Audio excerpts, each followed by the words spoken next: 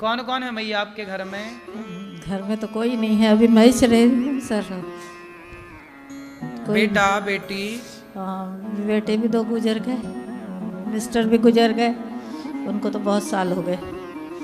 बेटी ने other caste में शादी कर ली थी, इसलिए हम लोग को कोई मतलब नहीं रहा। और 2 बेटे दोनों? दोनों। तो क्या हो गया बेटों को? अब क्या बताए उसका से, ठीक है जैसा भी हो। कुछ बीमारी आई थी तो ऐसे पीलिया हो गया था एक बच्चे को। हाँ। एक बच्चा स्कूल में गिर गया था, इसलिए खत्म हो तो गया। छोटे छोटे बच्चे चले गए, मतलब छोटी उम्र में? एक 10 साल का था, एक उससे छोटा था। एक उससे छोटा। 2 बेटे थे और दोनों भगवान के घर चले गए, पति भी भगवान के घर चले गए। फिर तो आप मैया कहाँ थी यहाँ से पहले?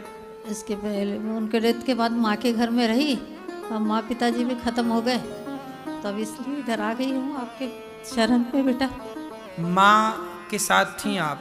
अच्छा, यहाँ तो अब कोई कष्ट नहीं है आपको? नहीं बेटा, कभी इतना सा भी कष्ट नहीं है। आपको तो पाके मैंने सब कुछ पा लिया, मेरे बच्चे ऐसा।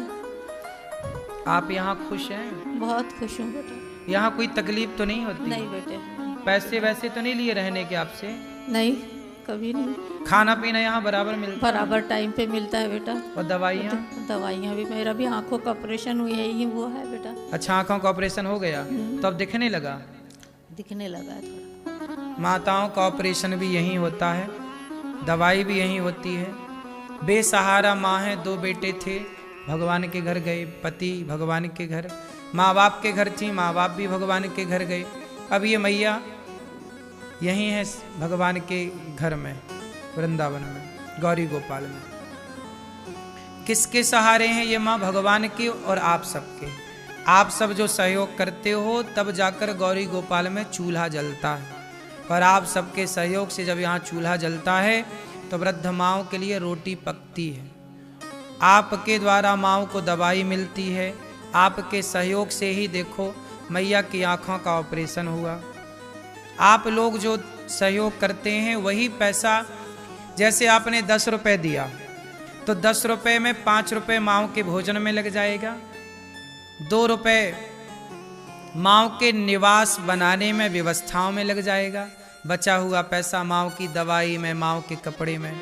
ऐसा आपका दिया हुआ पैसा अपने आप माँओं की दवाई बनकर रोशनी बढ़ाता है, आँखों की दवाई बनकर के माँओं का रोग ठीक करता है। आपका पैसा भूख मिटाता है, आपका पैसा ही माँओं की छाया बनता है, जो माँओं के सिर पे छाया है।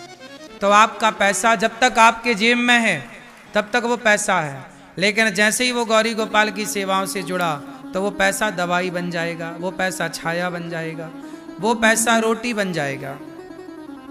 इसलिए अपने पैसे को अपने पास तो आप रखते ही हैं, थोड़ा सा इन वृद्ध बेसहारा माँओं तक पहुँचाइए, ताकि इन माँओं को आपके पैसे से, आपके सहयोग से पेट भर भोजन मिले। ये दास अनिरुद्ध आपसे यही प्रार्थना करता है कि